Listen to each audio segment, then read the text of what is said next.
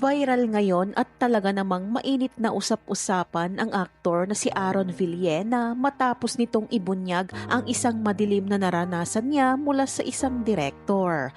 Kaugnay ito sa kaso ng pang-aabuso sa baguhang aktor na si Sandro Mulak na inireklamo ang dalawang independent contractors ng GMA Network.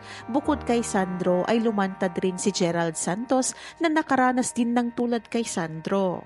Nitong linggo ng gabi, August 25, 2024, ipinost ni Aaron sa kanyang social media account at isiniwalat nga nito ang kanyang naranasan mula sa isang direktor na kamakailan lang daw ay nakuhanan ng interview sa usaping pang-aabuso sa mga baguhang artista sa industriya ng showbiz. Walang binanggit na pangalan ang aktor kung sino ang tinutukoy niyang direktor na parang proud na proud pa raw sa naging pahayag ito tungkol sa matagal ng kalakaran sa showbiz kung saan ginagamit o nagpapagamit ang isang baguhan upang magkaroon ng proyekto.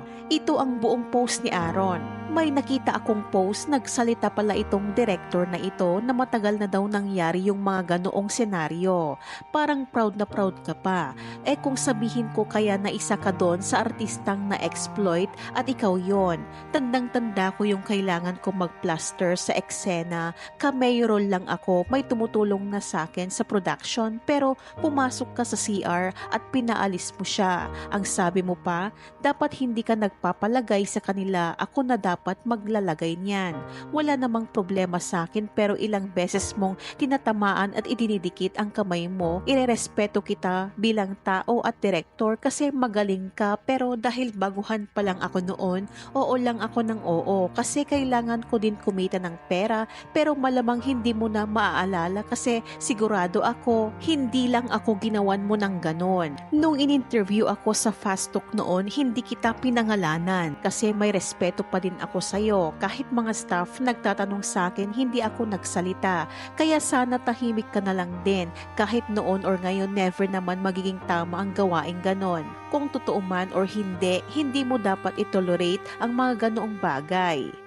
Matapos naman ang post na ito ni Aaron ay kanya-kanyang hula ang mga netizens. Anila dahil nagkalabasan naman na ang mga baho nila ay pangalanan na niya ito.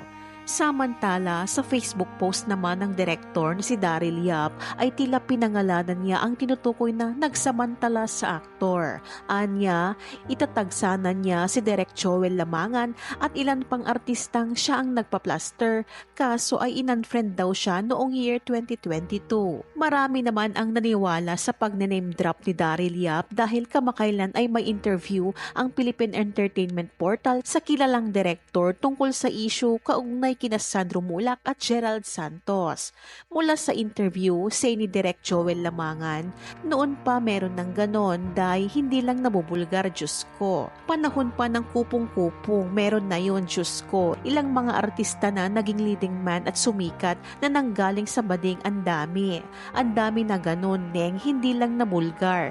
Ngayon lang nabulgar, dati noon secret.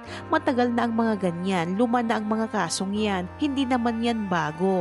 Karaniwan ay walang choice ang mga artista kundi pumatol para lamang magkaproyekto.